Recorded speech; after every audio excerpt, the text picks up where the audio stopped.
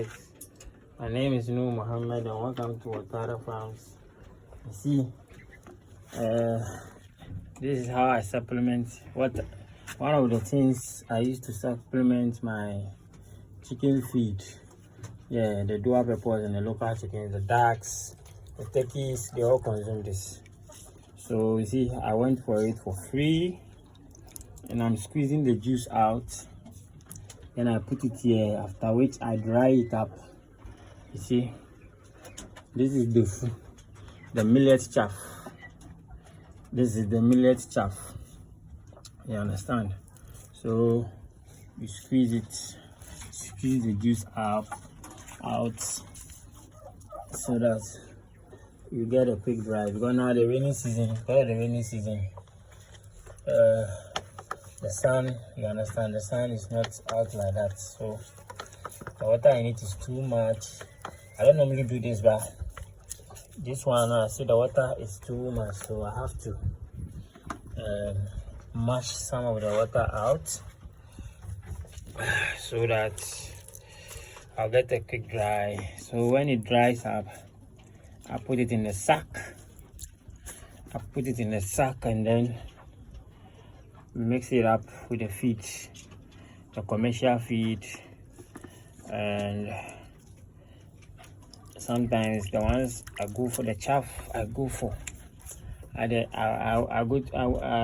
chaff I buy from the corn mill. See, they can't wait. They love this a lot.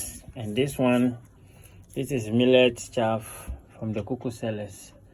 This consists of ginger. They add ginger when they are going to grind it. They normally add ginger to it. Ginger, cayenne pepper, cloves, and some other spices. They add it to it, and then they go to the corn mill and then grind it. And they squeeze the chaff, the juice out like I'm doing. That's what they use in preparing cocoa. So after that, the remaining they don't like it. This one, they don't like it. They don't use it for anything. So just throw it away. So I use the same this to farm maggot for my animals. This is what you do if you want to farm maggot for your chicken, turkeys, and any other livestock, like any other poultry beds. Just expose this chaff to flies. The flies will come and then lay eggs on it. When they lay the eggs, then within 3 days time, you start seeing maggots. 2 to 3 days time, you start seeing the maggots developing. The eggs will turn into maggots.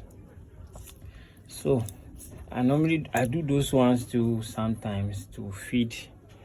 But you see, it's dry. It's a little bit now. It's okay now. So little wind, without sun, at least the wind can do the work for me. So when I do this, I fill it up in the sack, keep it at a cool dry area. Then when I go for I buy the maize chaff from the corn mill, I mix it up with this and then I feed it to them. Sometimes I go buy yellow corn and then I break it and then I mix it up for them, and they love it. So this is how one of the supplements I give to my birds. Sometimes I also use cabbage. That one too, I go for them for free. Then I give it to them. I've already given them cabbages already in the morning. I've given them cabbages already. So guys, this is what and how I do my things here to cut costs. of feeding this animal. This is just a portion of it though. I went for a whole, let's say about 25 kilo of this chaff, and so this is part of it. Some are already being dried up there. Let me show you. I dry it on their cage, on top of their cage. One hand, then another hand on the camera. Okay, so you see, this is it. This is how I dry it out. You see, this is it. I have some here. You understand? And then another one here. You understand? Okay. When you do it this way,